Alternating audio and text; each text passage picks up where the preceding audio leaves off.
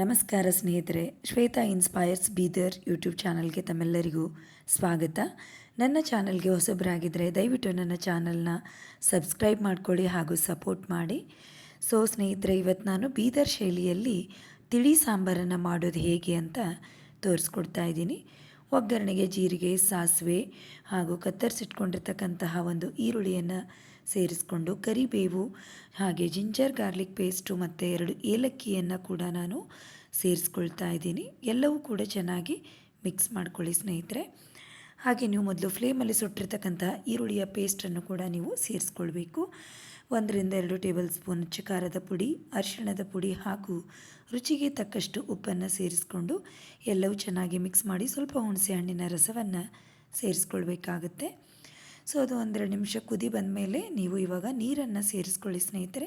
ಸ್ವಲ್ಪ ಗಟ್ಟಿ ಬರಲಿ ಅಂತ 1 ಟೇಬಲ್ ಸ್ಪೂನ್ ಕಡಲೆಬೇಳೆ ಹಿಟ್ಟಿನ ಪೇಸ್ಟನ್ನು ಸೇರಿಸ್ಕೊಂಡು 2-3 ನಿಮಿಷ ಈ ಥರ ಕುದಿಸಿದವಾಗ ಒಳ್ಳೆಯ ಒಂದು ರುಚಿಕಟ್ಟಾದಂತಹ ತಿಳಿ ಸಾಂಬಾರು ಸವಿಯಲು ಸಿದ್ಧ. ಇದು ಅನ್ನದ ಜೊತೆಗೆ ಹಾಗೂ ಸೂಪ್ ಥರ ಕೂಡ ನಾವು ಕುಡಿಬಹುದು.